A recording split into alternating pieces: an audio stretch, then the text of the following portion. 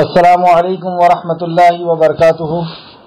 الحمد للہ ان الحمد للہ نحمده ونستعینه ونستغفره ونعوذ باللہ من شرور انفسنا ومن سیئات اعمالنا من يهده الله فلا مضل له ومن يضلل الله فلا هادي له واشهد ان لا اله الا الله واشهد ان محمدا عبده ورسوله۔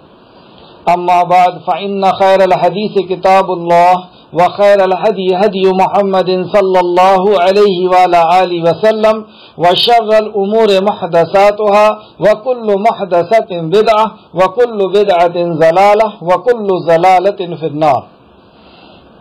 رب اشرح لي صدري ويسر لي أمري واحلل عقدة من لساني يفقهوا قولي رب زدني علما رب زدني علما رب زدني علما آمین یا رب العالمین۔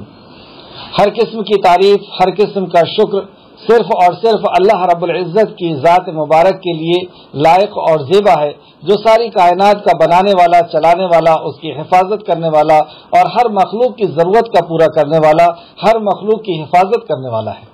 درود و سلام ہو انبیاء اکرام پر، جنہیں اللہ رب العزت کی معرفت کرانے کے لیے بھیجا گیا اور دنیا کی حقیقت اور آخرت کا انجام بتانے کے لیے بھیجا گیا، اور سارے ہی انبیاؤں نے اس منصب رسالت کا حق بخوبی انجام دیا۔ خصوصاً نبی مکرم رحمت للعالمین امام الانبیاء محمد صلی اللہ علیہ وسلم پر درود و سلام نازل ہو، برکتیں نازل ہوں، رحمتیں اور برکتوں کا نزول ہو آپ کے اہل بیت پر، آپ کے اصحاب پر بھی۔ اس مختصر سے درود و سلام کے بعد معزز سامعین کرام، آج سورہ مریم کی آیت نمبر 59 سے کلاس رہے گی۔ اللہ رب العزت سے دعا ہے کہ اللہ رب العزت قرآن مقدس سے ہمیں محبت عطا فرما دے، قرآن مقدس کو صحیح معنوں میں سمجھنے کی ہمیں توفیق اور رفیق عطا فرما دے، اور اس پر ایمان لا کر کے اخلاص کے ساتھ عمل کرنے اور اس کے اندر استقامت رکھنے کی ہمیں اللہ توفیق اور رفیق عطا فرما دے، آمین یا رب العالمین۔ اعوذ باللہ من الشیطان الرجیم۔ فخلف من بعدہم خلف، پھر ان کے بعد ناخلف، نالائق جانشین ہوئے۔ ان کے بعد، کن کے بعد؟ اور یہ خلف لوگ پیدا ہوئے۔ خلف کہتے ہیں برے جانشین، جیسے پہلے لوگ اچھے تھے اب برے لوگ آ گئے، اور خلاف کہتے ہیں اچھے جانشین۔ اسی طریقے سے سلف کہتے ہیں برے پچھلے لوگ، اور سلاف کہتے ہیں سلاف اچھے پچھلے لوگ، اس لیے سلافی کہتے ہیں کہ پچھلے اچھے لوگ، سلف نہیں، سلف یعنی پچھلے برے لوگ۔ تو اس طریقے سے یہاں پہ کہا گیا خلف، تو خلف یعنی برے جانشین، پہلے اچھے لوگ تھے، اور یہ ہم پیچھے پڑھ کر آ چکے ہیں۔ وَاذْكُرْ فِي الْكِتَابِ ابراہیم، اللہ نے یہ کہا، پھر کہا وَاذْكُرْ فِي الْكِتَابِ اسماعیل، یعقوب کو کہا، پھر موسیٰ علیہ السلام کا اللہ نے ذکر کیا، پھر اسی طریقے سے ادریس علیہ السلام کا اللہ نے ذکر کیا، اور پھر آخر میں جو پچھلی جو کلاس گئی 58 نمبر کی، اس میں اللہ رب العزت نے فرمایا کہ ایسے ہدایت یافتہ اور ایسے پرہیزگار لوگ، ایسے رحمان کو جاننے اور ماننے والے لوگ گزرے کہ جب رحمان کی آیتیں پڑھتے یا آیتوں کو سنتے تو وہ سجدہ ریز ہو جاتے، وہ اپنے غرور سے اٹھے ہوئے سر کو بارگاہ رب کے سامنے، اپنے خالق اور مالک کے سامنے سجدہ ریز ہو جاتے، جھکا دیتے۔ ایسے قیمتی لوگ گزرے جو ایسے اللہ والے تھے کہ اللہ کی آیتیں آنے کے بعد وہ بے تحاشا اپنے خالق کے سامنے سجدہ ریز ہو جاتے، گر پڑتے، آنسوؤں سے تر ہو جاتے۔ اب ان کے بعد یہ جو لوگ آ رہے ہیں، فخلف من بعدہم، ان کے بعد خلف، ایسے جانشین آئے جو بدترین لوگ تھے، جو برے لوگ تھے، نااہل لوگ تھے۔ ایسا کیوں ہو گیا؟ جبکہ ایسا تو نہیں ہوتا۔ ایک دولت مند جب ختم ہوتا ہے تو اس کے بعد جو اس کا جانشین آتا ہے، اس کی سیٹ پہ بیٹھنے والا آتا ہے، وہ اپنے آپ دولت مند ہوتا ہے۔ اس کے نام پہ کرے نہ کرے، باپ کے پاس اگر 10 کوٹھیاں ہیں، بینک بیلنس ہے، گاڑیاں ہیں، تو وہ اپنے آپ اس کی اولاد کی ہو جاتی ہے۔ تو باپ پیسے والا تھا، اولاد بھی پیسے والی ہو گئی، باپ عزت والا تھا، اولاد بھی عزت والی ہو گئی۔ باپ بڑی سیٹ کا مالک تھا، اولاد بھی بڑی سیٹ کی مالک ہو گئی. لیکن یہاں ایسا کیوں نہیں ہوا کہ پہلے کے لوگ ایسے تھے کہ وہ ہدایت یافتہ تھے اور اللہ کے کلام پر جھک جانے والے، اللہ کے سامنے سجدہ ریز ہو جانے والے. سجدہ ریز ہو جانے سے مطلب کیا ہے؟ رسمن اپنے سر کو اللہ کے بارگاہ میں جھکا دینا، یہ مطلب ہے، یا اس کے احکام کے سامنے اپنے آپ کو سلنڈر کر دینا، اس کے احکام کے سامنے اپنے آپ کو پیش کر دینا. تو وہ اپنے آپ کو اللہ کے احکام کے سامنے پیش کر دیتے تھے. اور سب کا اللہ نے ذکر کیا. وَاذْكُرْ فِي الْكِتَابِ ابراہیم. اب دیکھ لیجیے آپ ابراہیم علیہ السلام کی زندگی. وَاذْكُرْ فِي الْكِتَابِ اسحاق علیہ السلام، یعقوب علیہ السلام کی زندگی، اسماعیل علیہ السلام، موسیٰ علیہ السلام کی زندگی، ادریس علیہ السلام کی زندگی، اور ان کے جو ساتھی تھے ان کی زندگی کو آپ دیکھیں کہ کیسے لوگ تھے، کیسے اپنے آپ کو، اپنی خواہشات کو، اپنی زندگی کو اللہ رب العزت کے حکم کے تابع کر دیے تھے. پھر ان کے بعد جو لوگ آئے وہ خلف کیوں ہو گئے، یہ سوال ہے. جبکہ ایسا ہوتا نہیں ہے. پیسے والے کی اولاد پیسے والی ہوتی ہے، لیکن یہ نیک کی اولاد نیک کیوں نہیں؟ اس کا جواب یہ ہے کہ یہ ایمان ٹرانسفر نہیں ہوتا. دولت شہرت ٹرانسفر ہوتی ہے، نام خاندان یہ ٹرانسفر ہوتا ہے کہ یہ سب بچے کو وراثت میں مل جاتا ہے. لیکن ایمان یہ علم کا نام ہے اور معرفت کا نام ہے. ایمان علم کا نام ہے اور معرفت کا نام ہے. اللہ کی معرفت، اللہ کی پہچان کا نام علم ہے اور یہی ایمان ہے. اور علم وراثت میں نہیں ملتا، یعنی ایمان وراثت میں نہیں ملتا. اس کے لیے کوشش کرنی ہوتی ہے، جدوجہد کرنا ہوتا ہے، اس کے لیے محنت کرنی ہوتی ہے. اس بات سے ہمیں ایک سب سے اہم نقطہ یہ ملا، اور ہم اس پہ غور بھی کریں کہ ہمارے جو والد تھے، والد کے جو والد تھے، والد کے جو والد تھے، ان کے اندر کتنا اچھا دین تھا. کتنا اچھا دین تھا سے مراد یہ عمل جو وہ کرتے تھے ان کا ایمان مضبوط تھا. آنے والی جنریشن کے اندر ایمان اور کمزور ہو گیا، ہم تک پہنچے ہوئے اور کمزور ہو گیا. اب اگر ہم نے اس کی حفاظت نہیں کی، اپنی جو اولاد ہے یا ہمارے معاشرے کے جو لوگ ہیں، اگر ہم نے ان کی صحیح طریقے سے تربیت نہیں کی، تو ہماری دولت، ہمارے گھر، ہمارا معاشرہ یہ تو ٹرانسفر ہو جائے گا، لیکن علم اور ایمان ٹرانسفر نہیں ہوگا. وہ خلف پیدا ہوں گے، نااہل لوگ پیدا ہوں گے، ان کے اندر اور برائیاں ہوں گی.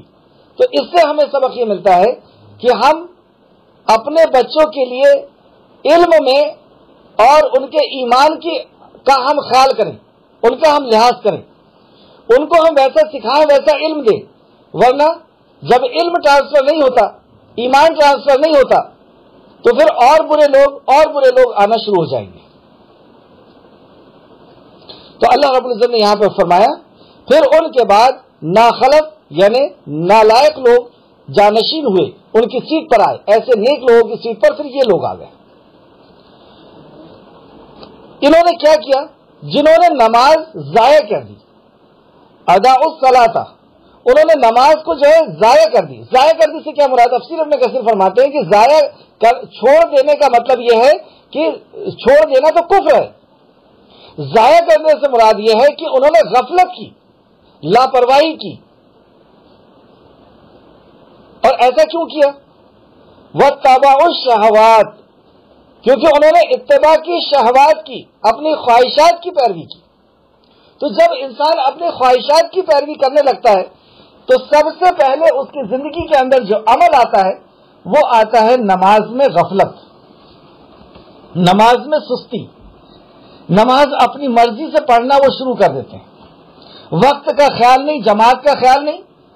اور جو نماز پڑھ رہے ہیں وہ نماز کس کے لیے پڑھ رہے ہیں، اور اس نماز میں کتنا خشوع اور خضوع ہے، کیا بات کر رہے ہیں اللہ سے، ان ساری چیزوں کا ان کو کوئی خیال نہیں ہوتا. ایسا کیوں ہوا؟ وہ تبع الشہوات، کیونکہ انہوں نے شہوات کی پیروی کر لی. وہ اپنی نفسانی خواہشات کے پیچھے لگ گئے، اور اپنی خواہشات کے پیچھے لگ کر کے ہی انہوں نے نماز کو ضائع کرنا شروع کر دیا، یعنی لیٹ لطیف کر کے اپنی. اور ہم خود اپنی، اور اگر ہم یہ چاہتے ہیں کہ ہم اپنا محاسبہ کریں کہ میرا دین کیا ہے، میرا دین کا کیا لیول ہے، اگر ہم اپنے لیول کو دیکھنا چاہتے تو یہاں پہ اللہ نے کسوٹی بتایا. کیوں اس کو کسوٹی میں کہہ رہا ہوں؟ اس لیے کیونکہ اللہ نے کہا کہ وہ اپنے شہوات کے پیچھے، اپنے خواہشات کے پیچھے لگ گئے. وہاں سے صرف ایک عمل کو اللہ رب العزت نے کسوٹی کے طور پہ نکال کر کے دکھا دیا کہ یہ ان کی نماز میں سستی تھی. تو نماز یہ ہمارے پورے دین کی خبر دیتا ہے، ہمارے پورے ادھیاتم کے لیول کی خبر دیتا ہے کہ ہم دین کے اندر کتنا مضبوط ہیں، اور اس کا پتہ. اور آپ دیکھ سکتے ہیں کہ ہمارے جو اسلاف تھے، عمر فاروق رضی اللہ عنہ جب دور خلافت میں تھے تو جو فجر کی نماز اور عشاء کی نماز میں نہیں ہوتا تھا اس کے پیچھے نگراں لگا دیتے تھے، اس کے پیچھے CBI لگا دی جاتی تھی کہ اس کو خیال کرو یہ منافق ہوگا. مطلب صحابہ کی نظر میں جو فجر اور عشاء میں نہیں آتا وہ شک کے اندر آ جاتا تھا کہ یہ مومن نہیں ہو سکتا، یہ ضرور منافق ہوگا. تو اب ہم اپنا جائزہ لیں کہ ہم ایمان کے اندر، عمل کے اندر یا دین کے اندر ہمارا لیول کیا ہے. تو ہم اپنی نماز کو دیکھ لیں کہ ہماری نماز کا کیا حال ہے. فجر ہماری کب ہوتی ہے، کہاں ہوتی ہے؟ مسجد میں ہوتی ہے، گھر میں ہوتی ہے؟ مسجد میں ہوتی ہے تو کیوں ہوتی ہے؟ کہیں کسی کو دکھانے کے لیے ہوتی تو نہیں ہے. اور مسجد میں بھی ہو رہی ہے تو اس نماز کے اندر ہمارا خیال اللہ رب العزت کی ذات پر کتنا رہتا ہے کہ میں رب کو دیکھ رہا ہوں، رب مجھے دیکھ رہا ہے. پھر اس کے بعد ظہر کا کیا حال ہے، عصر کا کیا حال ہے، مغرب اور عشاء کا کیا حال ہے، نماز کے اندر وضو کا کیا حال ہے، ہماری طہارت کا کیا حال ہے، ہمارا لباس کیسا ہے. جب ہم خالق کے سامنے کھڑے ہوئے تو کیا ادب اور احترام، مطلب ہمیں ہوش بھی ہے یا نہیں کہ بے ہوشی میں نماز پڑھ کر کے ہم چلے آ رہے ہیں. تو یہ نماز ہمارے پورے دین کا پتہ دیتی ہے. اور شہوات کے پیچھے لگ گئے یعنی دنیا کی خواہش کے پیچھے. ایک طرف دو حکم ہیں اصل میں، ایک طرف تو ہماری نفس کی خواہشات اور دوسرے طرف اللہ کا حکم. اب فیصلہ جس نے اللہ کے حکم پہ کر لیا وہ کامیاب ہو گیا، اور جس نے اپنی خواہشات ہی کر لیا اس کے لیے یہاں پہ آگے بتایا جا رہا. چنانچہ جلد ہی آگ وہ ہلاکت اور گمراہی کے انجام سے دوچار ہوں گی. وہ بہت جلد گمراہی اور ہلاکت سے دوچار ہوں گی. یہاں پہ فسوف یلقون غیہ، غیہ کہتے ہیں جہنم کی اس وادی کو جو بہت گہری ہے اور وہاں کا کھانا جو ہے وہ بہت ہی خبیث ہے. اکثر مفسرین نے غیہ کی یہ تفسیر کی ہے یا غیہ کا یہ میننگ بتایا ہے. اب آپ غور کریں، جو نماز میں سستی کرتا ہے، اور سستی کیوں کر رہا ہے؟ اپنی خواہشات کو اس نے اوپر رکھا، دنیا کی چاہت کو اس نے اوپر رکھا، اور اللہ کے حکم کو اس نے پس پشت ڈال دیا، پیچھے کر دیا. تو اس کو غیہ کے اندر ڈالا جائے گا، جہنم کے نچلے حصے میں ڈالا جائے گا. اور دوسری جگہ بھی آپ دیکھ سکتے ہیں کہ قارون اور فرعون کے ساتھ اللہ نے کہا کہ اس کا شمار ہوگا جو نماز کے اندر سستی کرتا ہے. نماز نہیں پڑھنے والے کی بات نہیں ہو رہی، جو نماز نہیں پڑھنے والا ہے وہ تو اس کا الگ حکم ہے. تو اللہ رب العزت ہم سب کو نماز کا پابند بنائے، کیونکہ قوم کی بربادی یہیں سے شروع ہوتی ہے. آیت نمبر 60، مگر جس نے توبہ کی. اب ایسا دور آ گیا ہمارا کہ ہماری نماز میں سستی بھی ہے، نماز میں لاپرواہی بھی ہے، اور نماز میں ہم کیا پڑھ رہے ہیں وہ خیال بھی نہیں ہے، خشوع اور خضوع بھی نہیں ہے، گنتیاں پوری کرنا ہو رہا ہے. اور کئی بار تو ایسا ہوتا ہے کہ فلاں دیکھ رہا ہے کہ نہیں دیکھ رہا ہے. تو یہ ساری چیزیں کرتے ہوئے ہماری زندگی گزر گئی. مطلب ہم لوگ جو تھے وہ خلف لوگ بن گئے. ہمارے جو پیچھے تھے وہ بہت پہلے کے جو لوگ تھے وہ بہت قیمتی تھے، ایمان و عمل کے اندر مضبوط تھے. اب ہم برے لوگ بن گئے. اب ہم کیا کریں؟ برے تو ہم ہو گئے کیونکہ ہم نے علم حاصل نہیں کیا، معرفت حاصل نہیں کی، اس لیے ایمان بھی حاصل نہیں ہوا. اب ایمان حاصل نہیں ہوا تو عمل، کیونکہ ایمان ہی عمل کرواتا ہے. جتنا مضبوط ایمان اتنا مضبوط عمل، جتنی مضبوط جڑ اتنے ہی خوبصورت پیڑ، اتنے ہی خوبصورت پھل اور اتنے ہی خوبصورت پھول. تو ایمان کمزور ہو گیا، ہمارے سارے اعمال کمزور ہو گئے، بنیاد نماز کمزور ہو گئی اور دوسری برائیاں آ گئی. اب ہم کیا کریں؟ کیونکہ انجام بھی یہاں بتا دیا گیا کہ تمہیں غیہ میں جانا ہے، جہنم کی ایسی نچلی وادی جو آگ سے بھری ہوئی ہوگی اور جہاں کا کھانا بہت خبیث ہوگا۔ کھانے کے تعلق سے بھی ہم پڑھ چکے ہیں کہ وہاں پر زقوم دیا جائے گا جو گلے کو پھاڑتا ہوا پیٹ کو پھاڑ دے گا، وہ پیٹ بھرے گا نہیں، اور خون اور پیپ جہنمیوں کو وہاں پہ پلایا جائے گا جو گٹکا نہیں جائے گا، جو گلے سے حلق سے اترے گا نہیں، لیکن مجبوری میں زبردستی اس کو گھٹکنا ہوگا۔ تو ایسی وادی اور ایسے جہنم سے بچنے کے لیے کیا کریں؟ اس کا جواب اللہ دیتا ہے آیت نمبر 60، مگر جس نے توبہ کر لیا، پہلا کام توبہ کریں گے تو کس چیز سے؟ جو پہلا جرم کیے جس کی وجہ سے یہ دن دیکھنے پڑے، اور پہلا جرم کیا کیے کہ ایمان حاصل، علم حاصل نہیں کیے، معرفت حاصل نہیں کی، اللہ کی پہچان حاصل نہیں ہوئی، اور اللہ کی معرفت اور پہچان حاصل نہ ہونے کی وجہ سے ایمان نہیں ہے، اور ایمان نہ ہونے کی وجہ سے سارے عمل گڑبڑ ہو گئے، سارے عمل کے اندر بگاڑ آ گیا۔ تو توبہ سب سے پہلی تو یہی کرنا ہوگا کہ ہم نے اتنی زندگی گزار دی ہے، دنیا کا ہر علم سیکھا، لیکن نہیں جانا تو اپنے خالق اور مالک کو نہیں جانا، جس نے کان آنکھ دل، جس نے بے شمار نعمتیں عطا کی، ایک ایک لمحہ ہم اس کے محتاج ہیں، اس کے آکسیجن کے، اس کے پانی کے، اس کے ہر چیز کے ہم محتاج ہیں، لیکن اس کو ہم نے حاصل نہیں کیا۔ تو سب سے پہلی جو توبہ ہے وہ یہی ہوگی کہ اتنا وقت بغیر علم کے، بغیر معرفت کے گزار۔ اور آپ دیکھیں جب ہم توبہ کرنے بیٹھیں گے تو کئی چیزیں ایسی ہیں جو ہمیں پتہ بھی نہیں کہ ہم نے یہ گناہ کیا، کہ ہم نے پچھلی نمازوں کے تعلق سے کبھی توبہ کی ہے کہ وہ جو نمازیں ہم نے پڑھی وہ وقت گزار کر کے پڑھے، یہ جو نمازیں پڑھیں بے خیالی میں پڑھیں۔ آپ دیکھیں ایک بات، یہ میں نے اس سے پہلے بھی بتایا تھا، آپ کو پھر سے اس کی یاد دہانی کراتا ہوں کہ کچھ لوگ، اللہ رب العزت نے کہا کہ جب تم نشے کی حالت میں ہو تو نماز کے قریب مت جاؤ، مطلب تم نشے میں ہو، شراب پی لیے ہو، کوئی نشہ ہے تو تم نماز کے قریب مت جاؤ۔ کیوں مت جاؤ؟ پھر اس کا جواب اللہ دیتا ہے اس لیے کہ تم کیا کہتے ہو تمہیں پتہ نہیں، تو تم کیا کہتے ہو تمہیں پتہ نہیں، اس لیے تم نماز مت پڑھو۔ اور آج جو ہم نماز پڑھ رہے ہیں تو یہ تو بغیر پیے کا نشہ ہے کہ ہم جو پڑھ رہے ہیں ہمیں خود ہی نہیں پتا کیا پڑھ رہے ہیں۔ تو جب ہمیں خود ہی نہیں پتا کہ ہم کیا پڑھ رہے ہیں، کس کے سامنے ہم حاضر ہیں، کبھی پیر کھجا رہے ہیں، کبھی ہاتھ، کبھی سر، کبھی ہاتھ پیر سیدھے کر رہے ہیں، کیا خالق کائنات کے سامنے کھڑے ہونے کا یہی ادب ہے؟ دھیان ہمارا کہیں کہیں پر گھوم رہا ہے، کیوں کھڑے ہو گئے ہم مطلب اللہ رب کوئی پیچھے سے دیکھے گا تو وہ کیا کہے گا کہ یہ بدتمیزی کر رہا ہے اپنے خالق کے سامنے کھڑا ہو کر کے، اسے اس کے سامنے کھڑے ہونے کا ادب تک نہیں پتا۔ تو یہ کبھی ہم نے اس کی بھی توبہ کی ہے؟ علم حاصل نہیں کیا، لوگوں تک علم کو نہیں پہنچایا، یہ وراثت، یہ جو کلام ہم کو ملا ہے یہ ہمارے لیے پاس امانت ہے، امانت، اور ہم خالق کائنات کی امانت کو، نبی مکرم کی امانت کو جو انہوں نے ہمیں سونپ کر کے گئے، اس کو ہم نے دوسروں تک نہیں پہنچایا، ہم نے خود ہی اس کا علم حاصل نہیں کیا، دوسروں تک کیسے پہنچاتے؟ یہ ہم نے کبھی توبہ کی؟ تو سب سے پہلے یہاں پہ آئی بات، مگر جس نے توبہ کیا، اور پھر اس کے بعد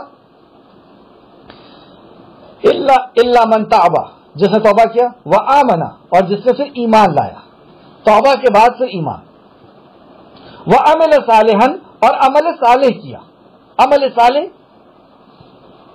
وہی عمل صالح نبی مکرم صلی اللہ علیہ وسلم کا طریقہ کے مطابق عمل، اور اخلاص کے ساتھ عمل، ایمان کی موجودگی میں، کیونکہ ایمان پہلے آیا، سب سے پہلے تو توبہ کی۔ توبہ کا مطلب کیا ہوتا ہے؟ توبہ کا مطلب ہوتا ہے رجوع کر لینا، پلٹ جانا، لوٹ جانا، برائی سے اچھائی کی طرف آ جانا۔ اور آنے کی کنڈیشن کیا ہوگی؟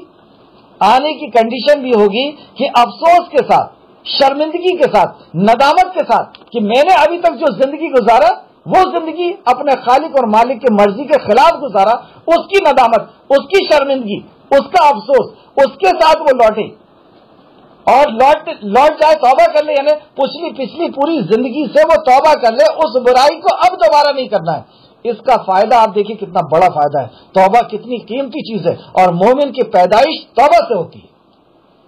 اب وہ توبہ کیا، پھر اللہ کہتا اب تو ایمان لا، وآمن، اور ایمان لایا، وعمل صالحا، اب تو عمل صالح کے قابل بنا۔ تو نے توبہ کر لی، تو نے ایمان لا لیا، اب تو عمل صالح کر لے۔ عمل صالح یعنی نبی مکرم صلی اللہ علیہ وسلم کے بتائے ہوئے مطابق زندگی گزارنا، اب تو شروع کر اخلاص کے ساتھ اللہ کی رضا کے لیے۔ پھر اللہ فرماتا ہے فَأُولَئِكَ يَدْخُلُونَ الْجَنَّةَ، بس وہ داخل کیا جائے گا جنت میں، وَلَا يُظْلَمُونَ شَيْئًا، اور ان پر کوئی ظلم نہیں کیا جائے گا، بس وہ جنت کے اندر داخل کر دیا جائے گا۔ مطلب اتنی برائی کی زندگی گزارنے کے بعد بھی اگر بندہ توبہ کر لیتا ہے، ایمان اور اخلاص کے ساتھ عمل صالح کرتا ہے، تو اللہ رب العزت اس کو معاف کرنے کے لیے ابھی بھی راضی ہے۔ اس کی اور وضاحت کے ساتھ ایک آیت اور آپ دیکھ سکتے ہیں، سورہ فرقان سورہ نمبر 25 آیت نمبر 68 سے، اس کا ترجمہ اس طرح ہے، اللہ فرماتا ہے اور جو اللہ کے سوا کسی اور معبود کو نہیں پکارتے، مطلب اللہ کے علاوہ کسی اور کو حاجت روا اور مشکل کشا نہیں سمجھتے، ہے نا، شرک نہیں کرتے، اور جس جان کو مطلب خون نہیں کرتے، بے گناہ کو قتل نہیں کرتے مگر جس کو اللہ نے قتل کرنے کا کہا ہے، اور پھر اللہ کہتا ہے اور بدکاری نہیں کرتے، اور جو یہ کام کرے گا مطلب بدکاری نہیں کرتے۔ تین عمل اللہ رب العزت نے گروایا، سب سے پہلا شرک نہیں کرتے، دوسرا خون نہیں کرتے، مرڈر نہیں کرتے کسی کا، اور تیسرا بدکاری نہیں کرتے۔ بدکاری کس کو کرتے؟ غیر مرد یا غیر عورت، غیر مرد یعنی عورت غیر مرد سے تعلق رکھے، یا مرد غیر عورت سے تعلق رکھے یعنی غلط تعلق رکھے، اس کو کہتے ہیں بدکاری، غلط تعلق، غیر شرعی تعلق۔ تو یہ تین کام نہیں کرتے، اللہ فرماتا ہے اور جو یہ کام کرے گا سخت گناہ میں مبتلا ہوگا۔ اب بتائیے کتنے بڑے بڑے گناہ کو یہاں پہ اللہ نے گنایا، شرک جیسا گناہ، خون کر دینا، مرڈر کر دینا، کہ جس نے کسی ایک بے گناہ کا قتل کیا، اللہ دوسری جگہ فرماتا ہے جس نے ایک بے گناہ کا قتل کیا گویا کہ اس نے ساری انسانیت کا قتل کر دیا۔ ایسا گناہ کرنے والا، شرک اللہ کی شان میں، اللہ کی ذات میں کسی کو شریک کر دیا، اتنا بڑا گناہ۔ اور پھر یہ تیسرا گناہ کہ وہ بدکاری کرتا ہے، یعنی معاشرے کے اندر سب سے زیادہ تکلیف اگر کسی چیز سے ہوتی ہے تو یہ بدکاری سے ہوتی ہے۔ ایک باپ کے دل پہ کیا گزرتی ہے، ایک ماں کے دل پہ، ایک بھائی کے دل پہ، ایک شوہر کے دل پہ کیا گزرتی ہے، سب سے زیادہ تکلیف اگر آپ غور کریں معاشرے کے اندر تو یہی برائی سے ہوتی ہے، یا زیادہ تکلیفوں میں سے یہ ایک تکلیف بھی کہہ سکتے ہیں۔ لیکن جس نے یہ گناہ کیا اس کی بھی توبہ ہے، ایسے بڑے بڑا گناہ کرنے والے کی بھی توبہ ہے، اس کو سنتے ہیں ہم۔ اور جب یہ کام کرے گا سخت گناہ میں مبتلا کیا جائے گا، قیامت کے دن اسے دوگنا عذاب ہوگا، ایسے گنہگار کو ڈبل عذاب ہوگا، اور ذلت و خواری سے ہمیشہ اس میں رہے گا، ہمیشہ اس میں ذلت کے ساتھ اس کے اندر وہ پڑا رہے گا۔ یہاں پر بھی ہمیشہ کا لفظ آیا ہے، اس آیت کو بعد میں بھی دیکھیے گا، سورہ فرقان آیت نمبر 68 سے آپ آگے تک پڑھیے گا۔ پھر آگے اللہ فرماتا ہے مگر جس نے توبہ کی، آئی بات، ایسے بڑے بڑے گناہ، شرک، خون اور بدکاری جیسے بڑے بڑے گناہ، لیکن اس کے بعد بھی اللہ فرماتا ہے کہ جس نے توبہ کر لی، یعنی لوٹ گیا اپنی اس زندگی سے، پلٹ گیا اپنی زندگی سے کہ اب دوبارہ یہ کام نہیں ہوگا، اور افسوس کے ساتھ، ندامندی کے ساتھ، شرمندگی کے ساتھ اپنے خالق کے سامنے کہ اللہ تیری مرضی کے خلاف زندگی گزار، اس کو کہتے ہیں توبہ کر لیا اور ایمان لے آیا۔ نمبر دوسرا کیا؟ ایمان لے آئے کہ مجھے اپنے خالق کے سامنے حاضر ہونا ہے، اللہ کے اوپر ایمان، اللہ کے فرشتوں پہ، کتابوں پہ، مرنے کے بعد کی زندگی پہ، نبیوں پر اور اچھی بری تقدیر پر، یہ ایمان کی بنیاد بیس ہے۔ تو ایمان لے آیا اور اچھے کام کیا، اچھے کام یعنی اخلاص کے ساتھ، سنت طریقے سے اور تقوی کے ساتھ، کہ اب جو اللہ رب العزت نے کہہ دیا بس وہی ہو، تو اچھے کام کیا، تو ایسے لوگوں کے گناہوں کو اللہ نیکیوں سے بدل دے گا۔ اللہ اکبر! ایسے لوگوں کے گناہوں کو، کون سے گناہ؟ یہ اوپر جو بیان کیے گئے ہیں، شرک جیسے، خون جیسے اور بدکاری جیسے گناہوں کو اللہ فرماتا ہے کہ میں نیکیوں میں بدل دوں گا، اور اس سے زیادہ کیا چاہیے؟ لیکن یہ راستہ کب تک کھلا ہے؟ موت کے پہلے، اور موت کب آنی ہے وہ ہم نہیں جانتے۔ کل کا دن ہمارے لیے ہے یا نہیں ہے، ہمارے زندگی کے لیے لکھا گیا ہے کہ نہیں لکھا گیا، کتنی سانسیں ہمارے پاس بچی ہے، کتنی دھڑکنیں ہمارے پاس بچی ہے، ہمیں اس کا علم نہیں ہے۔ تو یہ جب تک زندگی ہے، جب تک موقع ہے کہ ہم توبہ کر کے اپنے خالق کے سامنے لوٹ جائیں گے تو کیا نقصان ہو جائے گا؟ جتنی اللہ رب العزت نے دنیا لکھی ہے اس دنیا کو عزت کے ساتھ اللہ رب العزت پروسے گا، پاکیزہ زندگی کا اللہ رب العزت نے وعدہ کیا۔ دنیا کوئی ختم نہیں ہو جائے گی، اگر ہم توبہ کریں گے تو ہم مفلس اور پریشان نہیں ہو جائیں گے۔ اللہ رب العزت نے وعدہ کیا اور اچھا دوں گا، جو زندگی اللہ نے دیا اس سے بہتر زندگی دے گا، سکون اور اطمینان کی زندگی دے گا، اور پورے گناہوں کو نیکیوں میں بدلے گا۔ بس یہی کہ ہم خالص توبہ کریں، خالص توبہ یعنی بالکل لوٹ جائے اس برائیوں سے، اب دوبارہ کبھی نہیں ہوگی، بھلی کچھ ہو جائے۔ اور پھر آگے اللہ فرماتا ہے اور اللہ تو بخشنے والا اور نہایت مہربان ہے، اللہ تو بخشنے والا نہایت مہربان ہے۔ چلیے واپس آ جائیں اپنی آیت کی طرف۔ مگر جس نے توبہ کی اور ایمان لایا اور نیک عمل کیے تو وہ لوگ جنت میں داخل کیے جائیں گے اور ان پر کوئی ظلم نہ ہوگا۔ اور وہ جنت کیسی؟ جنات عدن، یعنی ابد آباد جنت رحمان نے اپنے بندوں کے ساتھ غیب سے وعدہ کیا ہے۔ یہ ابد آباد جو جنت ہے، ہمیشہ ہمیش کی جو جنت ہے، جن کا رحمان سے صفت لائی، یہ واقعی اللہ کا رحم ہے کہ اللہ رب العزت ہمیں جنت میں داخل کرے گا، ورنہ ہمارے اعمال، کسی جنتی کے اعمال ایسے نہیں کہ وہ عمل کی بنیاد پہ جنت میں جائے گا، اللہ کے فضل سے جائے گا، لیکن اللہ فضل عمل کی بنیاد پر کرے گا۔ عمل اچھے ہوں گے، اگر کسی کو کسی مخلوق کو نقصان نہیں پہنچایا تو اس سے، تو رحمان نے اپنے بندوں سے اپنے بندے یعنی جو بندگی کے لیے اپنے آپ کو راضی کر لیں کہ میری زندگی، میرا جینا، میری قربانی، میرا مرنا اللہ رب العزت کی، تو اپنے بندوں کے ساتھ غیب سے وعدہ کیا ہے۔ یہ اللہ کا وعدہ ہے، بے شک اس کا وعدہ آنے والا ہے۔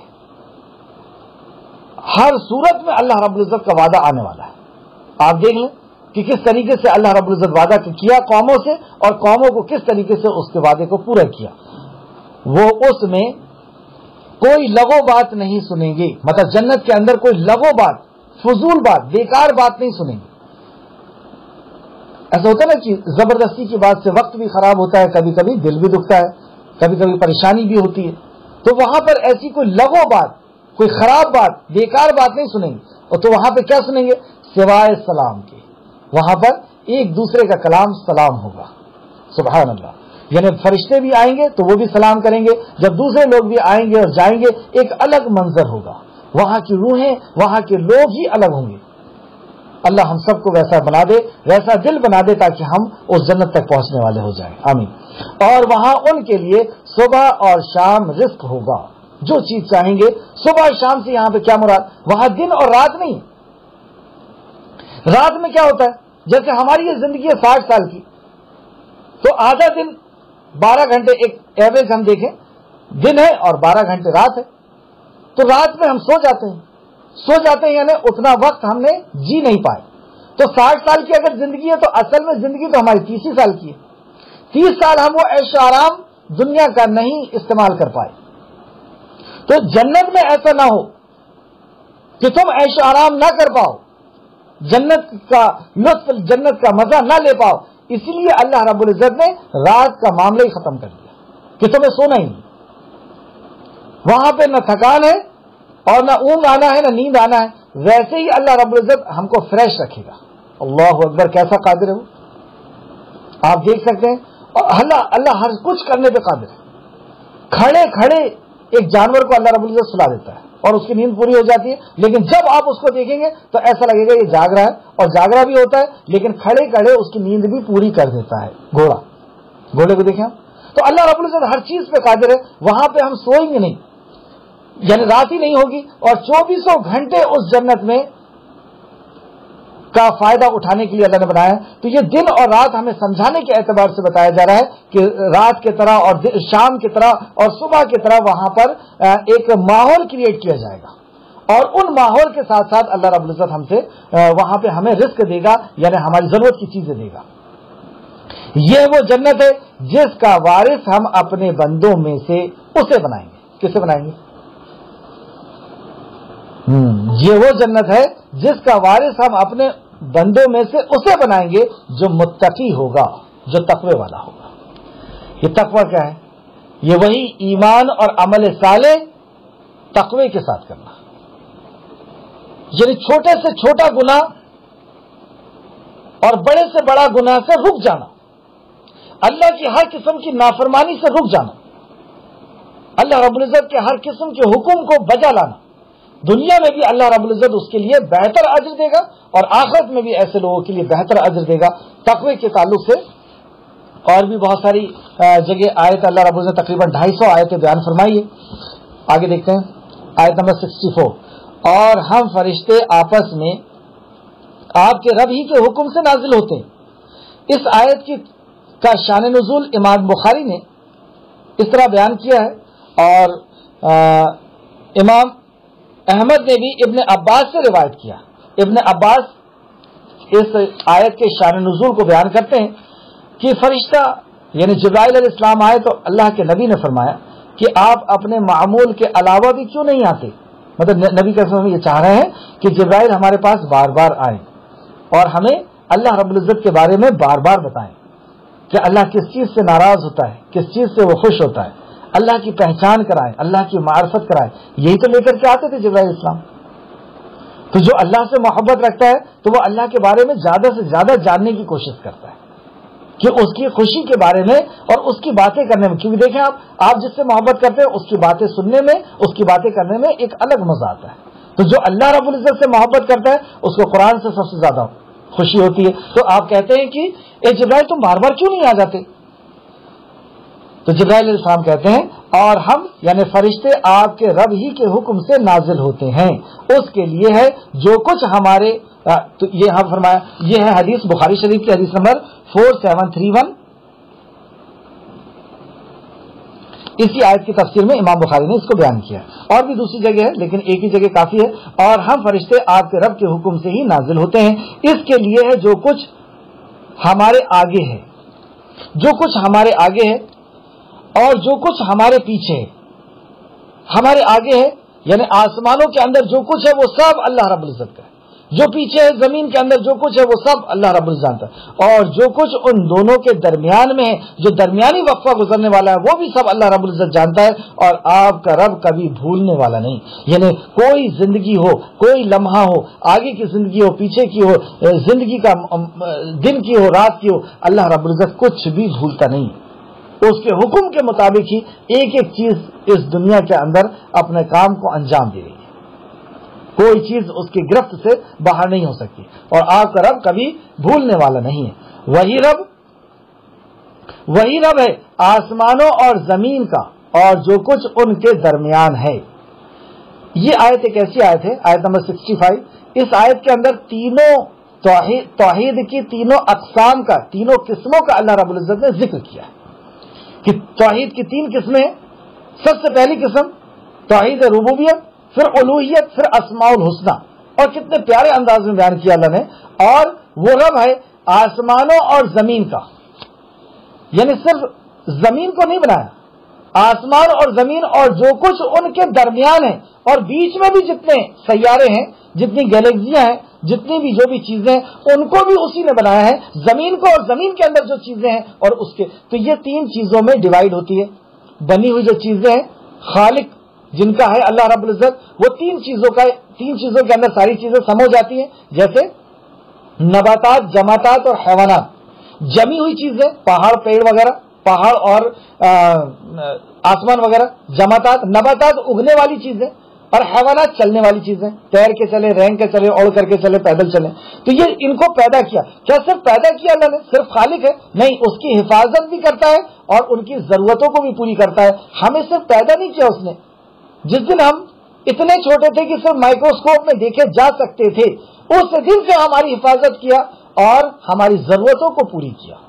جب جس چیز کی ضرورت تھی اس ضرورت کو اللہ رب العزت نے پورا کر کے, اور آج تو یہاں سے پتہ چلا کہ صرف پیدا نہیں کرتا, وہ ہماری ضرورت بھی پوری کرتا ہے. اور ضرورتوں میں سب سے بڑی ضرورت تھی کہ ہم زندگی کیسے گزارے, تو اس کا ایک سلسلہ چالو کر دیا اللہ رب العزت نے کہ ایک نبی آئے گا, پھر وہ جانے لگے گا تو دوسرے نبی کی خبر دے کر کے جائے گا, پھر وہ جانے لگے گا تو تیسرے نبی کی خبر دے کے جائے گا. ایک کتاب آئے گی, پھر دوسری کتاب آئے گی, پھر تیسری کتاب آئے گی. تو اس طریقے سے اس نے زندگی گزارنے کا طریقہ بھی ہمیں دیا.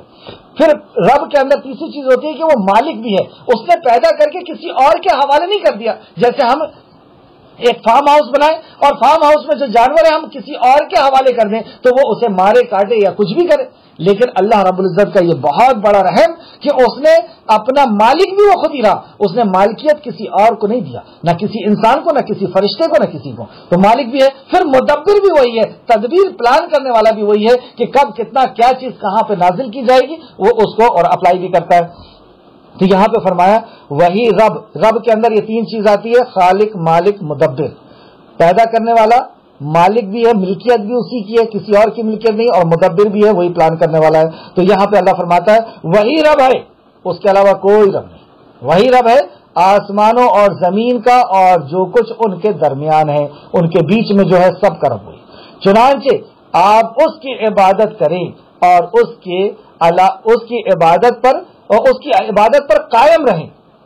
استقامت بھی کہہ دیا تو اس کی عبادت کریں. یہ توحید الوہیت ہے, توحید عبادت جس کو کہتے ہیں. تو پہلے توحید ربوبیت تھی, اب توحید الوہیت کی اسی کی عبادت کریں اور اس پہ قائم رہیں. پھر تیسرا کہا کیا آپ اس کا کوئی ہم نام جانتے ہیں؟ کیا آپ اس کے جیسا کوئی ہم نام جانتے ہیں؟ یہ ہے اللہ کی اسما جو ہمیں 99 صفات بتائی گئی ہیں. کتنی صفتیں وہ اللہ رب العزت بہتر جانتا ہے, بہت صفت ہے اس کی, لیکن ہمیں 99 بتائی گئی ہیں. اور اس صفت کے تعلق سے اللہ فرماتا ہے کہ لیسا کمثلہ شیء وہو السمیع البصیر. کیا اس کے اللہ کے جیسا, اللہ کے مثل کوئی نہیں, تو اس کے نام کے جیسا کوئی نہیں, اس کے نام میں کسی کو کوئی شریک نہیں کر سکتا. تو یہ تھی توحید اسماء الحسنی. یہ تینوں صفت اس آیت کے اندر اللہ رب العزت نے بیان کی اور یہ کہہ دیا کہ اس کے علاوہ یہ تینوں صفت کا مالک صرف اور صرف تمہارا خالق, کیونکہ اس نے پیدا کیا تو عبادت کا حقدار بھی وہی ہے, اور عبادت کے اصل میں عبادت کے حقدار سے بھی چھوڑے, عبادت کے لائق بھی وہی ہے, کیونکہ اس کے علاوہ کوئی عبادت کے لائق ہی نہیں. اتنی بڑی مخلوق, اتنی ساری مخلوق, سب کی بات کیسے کوئی سن سکتا ہے؟ مخلوق ہے نا, وہ تو خود محتاج ہے خالق کی, تو محتاج کسی کو کیا دے سکتا ہے؟ بہرحال اس پہ آپ کافی اچھا سمجھتے ہیں. تو وہ عبادت بھی اسی کی ہے اور پھر اس کے اسماء الحسنی میں بھی ہم کسی کو شریک نہیں کر سکتے. آیت نمبر 66. اور انسان کہتا ہے کیا جب ہم مر جائیں گے البتہ یقیناً مجھے زندہ نکالا جائے گا. یہ آپ سب حضرات دائی ہیں, جب بھی آپ کسی کو دین کی دعوت دیں گے, زندگی گزارنے کے طریقے کی دعوت دیں گے, دین یعنی زندگی گزارنے کا طریقہ, آخرت کی دعوت دیں گے, مرنے کے بعد کی زندگی اللہ رب العزت کے تعلق سے اس کو بتائیں گے, تو وہ ایک سوال آپ سے کرے گا کہ یہ مر کر کے زندہ ہونا یہ ہمارے سمجھ میں نہیں آتا. کیسے ہو سکتا ہے کہ کوئی مر کر کے زندہ ہو جائے؟ کیسے کوئی مر کے زندہ ہو سکتا ہے؟ جب ہماری ہڈیاں بوسیدہ ہو جائیں گی, سڑ گل جائیں گی, ہم جل کر کے ہوا میں اڑ جائیں گے, پانی میں بہ جائیں گے, مٹیاں ہو جائیں گے, اور وہ مٹی سے بھی پھر پودے نکل جائیں گے, پھر ہم زندہ کیسے ہوں گے؟ یہ سوال آتا ہے.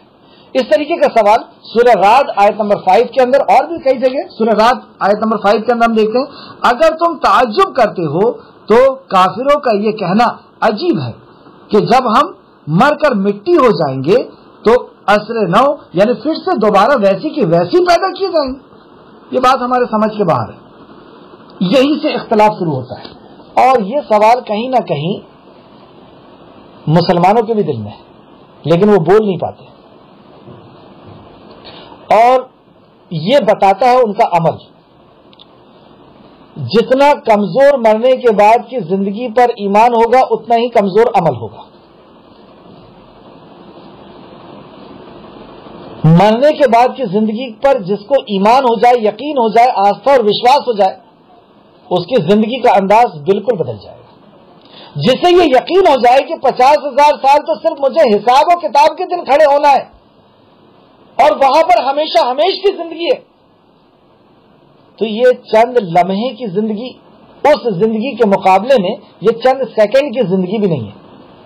تو کیا اس پہ دھیان دے گا انسان یا اس پہ دھیان دے گا؟ ہم جو اس کو پشے پست ڈال کر کے یا ٹھوکر مار کر کے اس دنیا کو کمانے اور اس کو حاصل کرنے اور اس کی لذتوں اور اس کی خواہشوں کے پیچھے لگے ہوئے, یہ اس بات کی دلیل ہے کہ ہمیں آخرت پر ایمان کمزور ہے. اگر آخرت پر ایمان کمزور ہو جائے گا تو اس دنیا کو لات مار کر کے اس اس زندگی کے بارے میں ہم سوچیں گے اور اس کے بارے میں جدوجہد کریں گے، اور اللہ رب العزت ایسے شخص کے لیے دنیا کو ذلیل بنا کر کے اس کے قدموں پہ لاتا ہے۔ بہرحال اس کو بات کو چھوڑیں، اگر ایسا سوال آئے تو اس کا جواب کیا دیں؟ اگر کوئی بھائی ہم سے ایسا سوال کرتا ہے کہ مرنے کے بعد ہم زندہ ہوں گے، یہ بات ہمارے سمجھ میں نہیں آتی، اس کا جواب کیا دیں گے؟ تو دیکھتے ہیں ہم اللہ رب العزت اس کا جواب کیا دیتا ہے۔ اور کیا انسان اتنا یاد نہیں رکھتا کہ یقیناً ہم نے اسے پہلی بار تخلیق کیا ہے جبکہ وہ کچھ بھی نہ تھا۔ دو بات کہا تھا اس کے جواب میں، کیا تمہیں اتنا بھی خیال نہیں؟ کیا تمہیں اتنی بھی عقل نہیں؟ کیا تمہیں اتنا بھی شعور نہیں کہ تمہیں ہم نے پہلی بار پیدا کیا ہے؟ پہلی بار یعنی بغیر ماڈل، بغیر سیمپل کے پہلی بار پیدا کیا، اور جب پیدا کیا تو تم کوئی چیز نہ تھے۔ جیسے آج ہماری عمر 35 سال ہو، 40 سال ہو، اس کے پہلے کیا تھے؟ نام و نشان نہیں تھا۔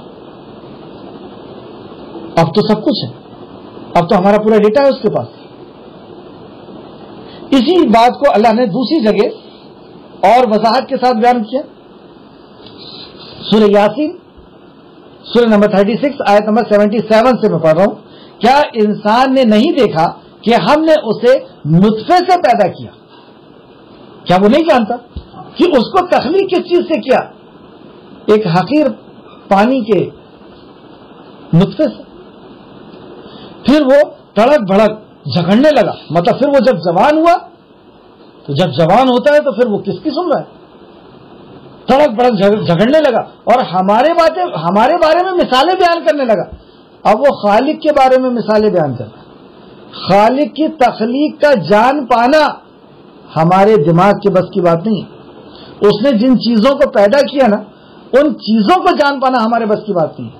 ہوا کتنے قسم کی پیدا کیا، پانی کے اندر کتنے قسم کے کیٹانو، اور انسان کے اندر کیا کیا رکھا، اور اللہ اکبر، ایک اس کی چھوٹی سی مخلوق مچھلی، اس کے اوپر ریسرچ چل رہی ہزاروں سالوں سے، مطلب کئی سالوں سے۔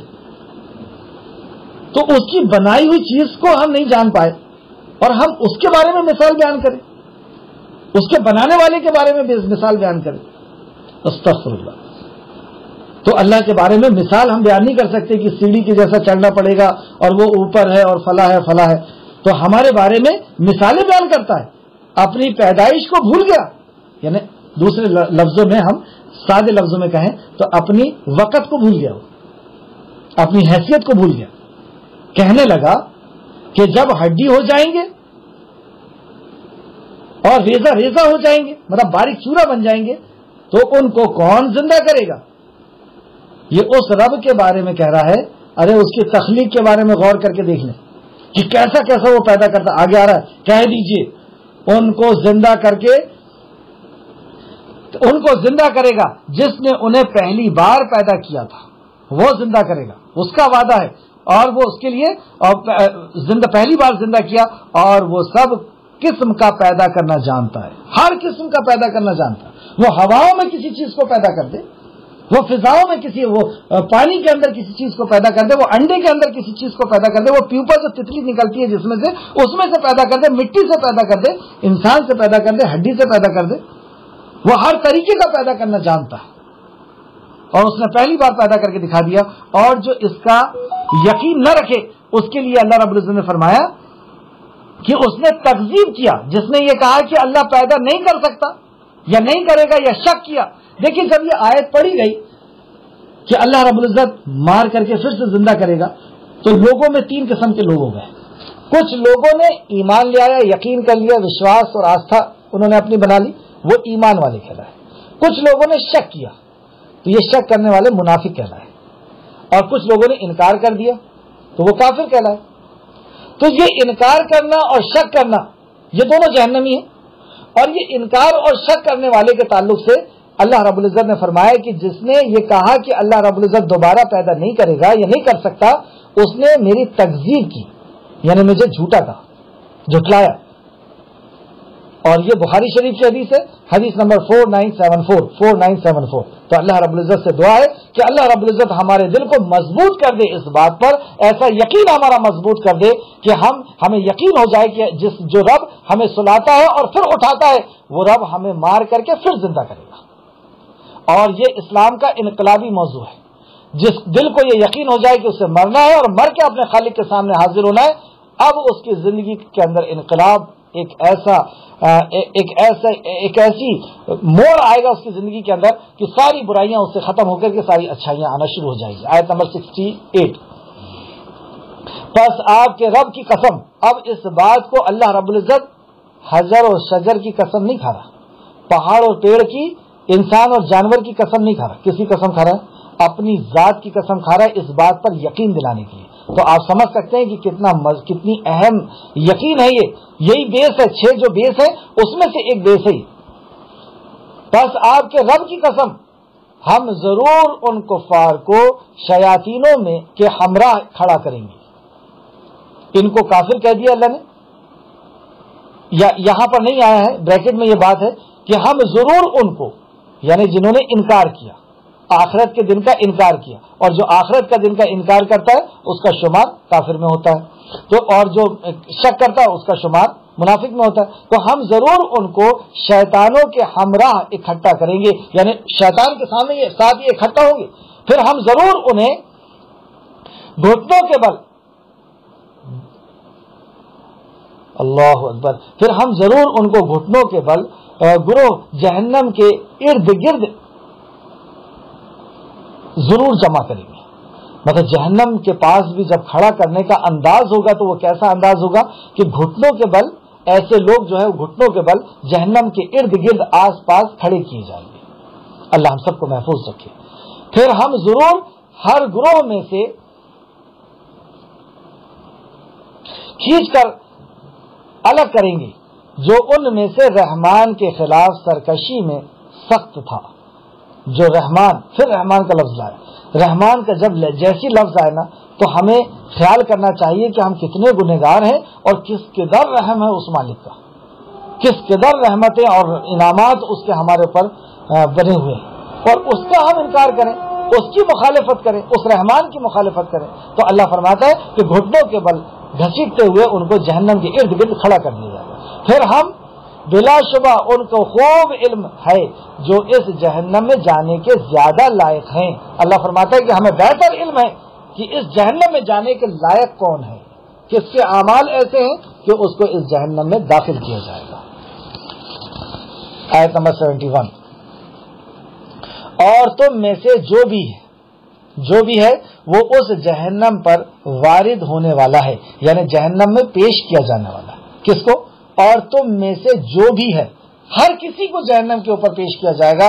یہ آپ کے رب کے ذمے حتمی ہے، یعنی یہ اللہ رب العزت نے اپنے ذمے لے لیا، یعنی اللہ کا وعدہ ہے کہ سب کو جہنم کے اوپر پیش کرے گا۔ اللہ اکبر۔ اور یہ طے شدہ وعدہ ہے، یہ حتمی فیصلہ ہے اور طے شدہ وعدہ ہے، یعنی یہ اللہ کے وعدہ ہے، طے شدہ بات ہے۔ پھر ہم متقی لوگوں کو نجات دیں گے اور ہم ظالموں کو اس میں گھٹنوں کے بل گرا ہوا چھوڑ دیں گے۔ اللہم حسبنا حسابا یسیرا۔ کیوں ہوگا ایسا؟ کیا منظر ہے یہ کہ ہر کسی کو جہنم کے اوپر ہم پیش کریں گے، وہ نیک ہو بد ہو، لیکن آخر میں اللہ نے فرما دیا آیت نمبر 72 میں، پھر ہم متقی لوگوں کو نجات دیں گے، یعنی پیش تو سب کو ہی کیے جائیں گے لیکن متقی کو نجات دے دی جائے گی، ان کو جنت میں ڈال دیا جائے گا۔ اور ہم ظالموں کو، جنہوں نے ظلم کیا اپنی نفس میں، اور ظلم میں سب سے بڑا ظلم کیا ہے؟ ظلم عظیم، یعنی اللہ کے ساتھ شرک، اور جس نے جو بھی ظلم کیا، کبیرہ گناہ کیا ہے، تو وہ سب اس کے اندر جائیں گے، اور ہم ظالموں کو اس میں گھٹنوں کے بل گرے ہوئے چھوڑ دیں گے۔ اور ظاہر سی بات ہے کہ جہنم کے اوپر سے یہ جب نکلیں گے اور جب گریں گے تو کس حالت میں گریں گے، اس تعلق سے بخاری اور مسلم کی حدیث سماعت فرمائیں اس آیت کی تفسیر میں، جہنم سے ہر شخص گزرے گا مگر پرہیزگار نجات پا جائیں گے۔ ان دونوں آیت کا مفہوم جو ہے وہ یہ ہے کہ جہنم کے اوپر سے تو ہر کوئی گزرے گا لیکن پرہیزگار نجات پائیں گے۔ کیسے ہوگا یہ؟ امام ابن جریر نے حضرت عبداللہ کی روایت کو بیان کیا ہے، رضی اللہ عنہ کی روایت کو روایت کیا ہے کہ پاک کے پل صراط جہنم پر تلوار کے دھار کی طرح ہوگا. پل صراط ایک پل ہے جو تلوار کی دھار سے بھی زیادہ پتلا ہوگا, باریک, جیسے بال کے جیسا. اس کو اگزامپل کے طور پہ علماء بتاتے ہیں کہ اتنا تلوار کی دھار سے بھی زیادہ باریک وہ پل صراط ہوگا. اب جب اس پہ آدمی چلے گا تو ظاہر سی بات ہے کہ کٹ کر کے اور جہنم میں گر جائے گا. تو لیکن اس میں چلنے کا کیا انداز ہے؟ پل صراط جہنم پر تلوار, جہنم کے اوپر, یہ جہنم کے اوپر پل ہے. یہ پل پر تلوار کے دھار کی طرح ہوگا جس کے اوپر سے پہلا طبقہ, مطلب پہلا جو گروپ ہے, پہلا طبقہ بجلی کی سی تیزی کے ساتھ گزر جائے گا. پہلا جو طبقہ ہوگا وہ اتنے اسپیڈ سے گزرے گا اللہ رب العزت کی قدرت کے ساتھ کہ جیسے بجلی گزرتی ہے, آپ دیکھیں کرنٹ کتنے اسپیڈ سے نکلتا ہے, ایسا وہ نکل جائے گا. دوسرا طبقہ, بجلی اس زمانے میں بھی تھی جب دو آسمان, جو بادل جو ٹکراتے ہیں تو اس میں سے ایک بجلی نکلتی ہے. اس کی جو اسپیڈ ہوتی ہے وہ بہت تیزی سے زمین کے اوپر آتی ہے اور جس کے اوپر آتی ہے اس کو گرا کر کے ختم کر دیتی ہے. تو اس بجلی کا اگزامپل دیا نبی مکرم صلی اللہ علیہ وسلم نے اللہ رب العزت کے حکم سے, کیونکہ حدیث بھی جو ہے وہ وہی ہے, تو اس اسپیڈ سے وہ نکل جائے گا. دوسرا طبقہ ہوا کی طرح نکلے گا. ہوا بھی آپ دیکھتے ہیں بہت تیزی سے نکلتی ہے, تو دوسرا طبقہ ہوا کی طرح نکلے گا. تیسرا طبقہ تیز گھوڑے کی طرح نکلے گا. تیز رفتار گھوڑا جس طریقے سے جاتا اس طریقے سے وہ نکل جائے گا. اور چوتھا طبقہ تیز جانور کی طرح نکلے گا. بس یہ 4 طبقے ہیں. یہ طبقے الگ الگ کیوں ہیں؟ کسی کو بجلی کی طرح نکال دیا گیا, کسی کو ہوا کی طرح نکال دیا گیا. تو ظاہر سی بات ہے جو ہوا کی طرح نکلے گا وہ جب نیچے دیکھے گا تو اس کی کیا حالت ہوگی, کیسی دہشت و فکر و پریشانی میں ہوگا. اور جو گھوڑے کی رفتار سے نکلے گا وہ بھی دہشت میں ہوگا, کیونکہ وہ کوئی چھوٹا موٹا تو پل ہے نہیں. جہنم کی ہم لمبائی اور چوڑائی کو ہم اکثر پڑھتے رہتے ہیں. اور جو دوسرے جانوروں کی طرح نکلے گا, تو جانور دیکھیے آپ, جب بکری کا ریوڑ چلتا ہے تو بہت تیز نہیں چلتا وہ, تو وہ نیچے دیکھ کر کے کیسی حیرت اور کیسی دہشت کے اندر وہ نکلے گا. تو یہ اعمال کے مطابق طبقات ہوں گے. جیسے انبیاء جو ہیں وہ ظاہر سی بات ہے کہ بجلی کی طرح وہ فٹ سے نکل جائیں گے, لیکن جو دوسرے لوگ ہیں کم علم والے, کم عمل والے, کم ایمان والے, تو وہ اس کے بعد ہوں گے, اس کے بعد ہوں گے, اس کے بعد ہوں گے. لیکن یہ سارے جو 4 طبقے ہیں یہ نکل جانے والوں میں سے. اللہ رب العزت ہم سب کو اس میں تو شامل فرما دے, آمین یا رب العالمین. پھر لوگ گزر رہے ہوں گے اور فرشتے کہیں گے, جب پھر اس کے بعد بھی کچھ لوگ گزر رہے ہوں گے اور فرشتے کہیں گے, اے اللہ سلامت رکھنا, اے اللہ سلامت رکھنا. اس حدیث کو صحیح بخاری اور مسلم اور دیگر کتب احادیث میں روایت کیا گیا ہے. ابو سعید سے بھی یہ مروی ہے اور ابو ہریرہ سے یہ مروی. ابو ہریرہ نے اس حدیث کو روایت کیا جس کو امام بخاری نے روایت کیا. بخاری شریف حدیث نمبر 7439 اور مسلم شریف حدیث نمبر 183. جامع اور حضرت جابر, ابو ہریرہ سے روایت ہے نا, اور حضرت جابر رضی اللہ عنہ سے روایت کیا ہے. پھر بخاری نے حدیث نمبر 806 اور دیگر سے اور بھی دوسری حدیث ہے, دوسرے راویوں سے روایت ہے, جیسے تفسیر الطبری جلد نمبر 16 حدیث نمبر 138, مستدرک حاکم جلد نمبر حدیث نمبر 3423 اور جلد نمبر 2. اس سے ہمیں پتہ چلا کہ جنت میں جانے کے پہلے پل صراط پر سے ہمیں گزرنا ہوگا اور وہاں پہ ہمارے اعمال کے مطابق ہم گزریں گے. جو کبیرہ گناہ کیے ہوئے لوگ ہوں گے وہ اس پل صراط سے جب گزریں گے تو کٹ کر کے اس میں گر جائیں گے, لیکن ایمان ان کے اندر ہوگا. تو ایمان کا جو لیول ہوگا اس لیول کے مطابق اتنی دیری سے انہیں نکال لیا جائے گا.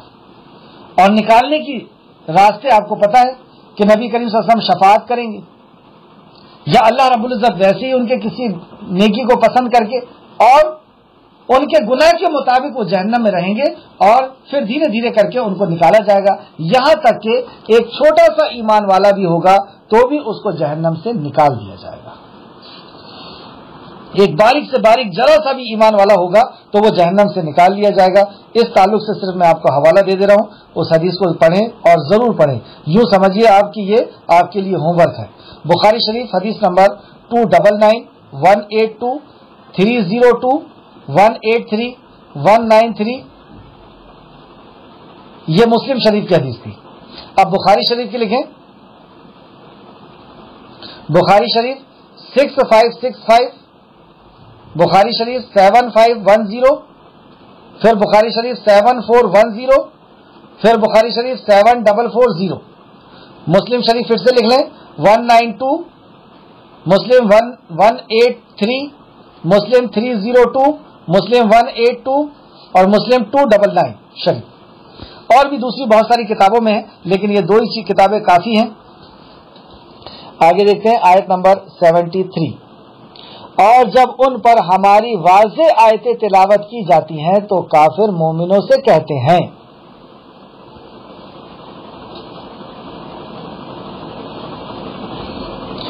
اس کو انشاءاللہ تعالی ہم کر لیتے ہیں کیونکہ وقت کافی ہوا، اور یہاں سے جو چیپٹر دوسرا شروع ہو رہا ہے وہ اللہ کے کلام کے تعلق سے ہے، اور اللہ کی کس طریقے سے لوگ اس کا انکار کرتے ہیں۔ تو آخر میں اللہ رب العزت سے دعا ہے کہ جو کچھ بھی ہم نے پڑھا اللہ رب العزت اس پہ ہمیں مزید غور و فکر کرنے اور اپنے ایمان اور عمل کو صحیح کرنے کی توفیق اور رفیق عطا فرمائے۔